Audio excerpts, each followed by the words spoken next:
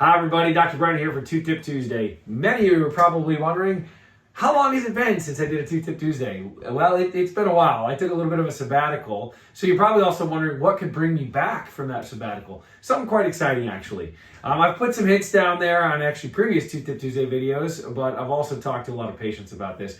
But I've been undergoing a little bit more education and learning on obstructive sleep apnea. I've begun a mini residency at the University of Michigan. I've taken a number of courses on this, and I've done so because it's something that I've discovered is actually quite common amongst my patients and amongst our community. And quite frankly, it goes quite undiagnosed, unfortunately. But obstructive sleep apnea, if you recall in previous Two Tip Tuesday videos, it's essentially where our airway is obstructed while we sleep, and as a result, we don't get oxygen while we're sleeping, and so we're not breathing.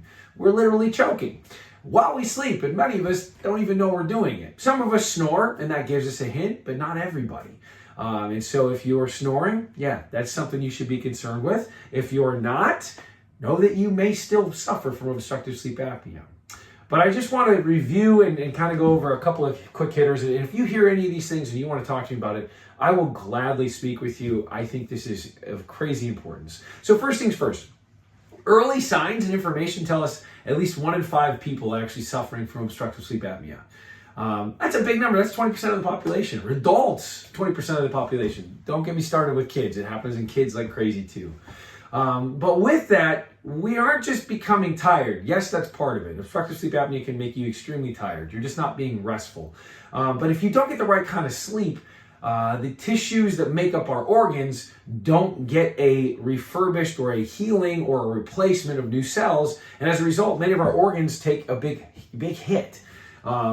Quick hitters on that, our heart. It undergoes a substantial amount of stress. We see a 3 times increased risk in stroke. We see a 3 times increased risk in heart attack, hypertension. It's pretty astonishing.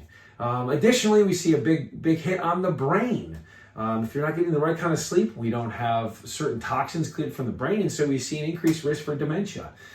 With that, we also see an increased risk, big time, for diabetes. 3 times increased risk in diabetes. Diabetics suffer from this quite substantially, in conjunction with one another, with the way that it induces issues with how we handle sugar and ultimately creates a metabolic issue when we're not getting the right kind of sleep.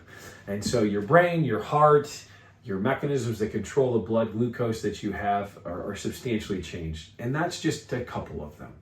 But those are things that many of my patients suffer with, and those are things that if we could improve their sleep quality, if they are suffering from obstructive sleep apnea, we can improve their overall health like crazy.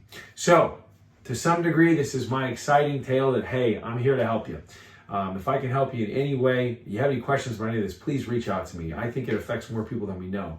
If you're that significant other that has a spouse who is snoring like crazy, talk to me. Reach out to me. I'd love to give information. I have a quick little sample to show you. It can be as simple as this right here. This is an appliance that helps to position our jaw in a way where ultimately it opens the airway and allows for oxygen to get down. And many people can be helped with that simple appliance right there for a multitude of reasons that are necessary, whether it's your brain, your heart, or controlling your blood glucose levels. So reach out if you have questions. I'd love to talk to you about it. There's more to come on obstructive sleep apnea as I get more and more involved in it. I'm excited to share it with you and help those that need it. So I hope you have a great rest of your Tuesday, and I hope you have a great start to 2026. Thank you.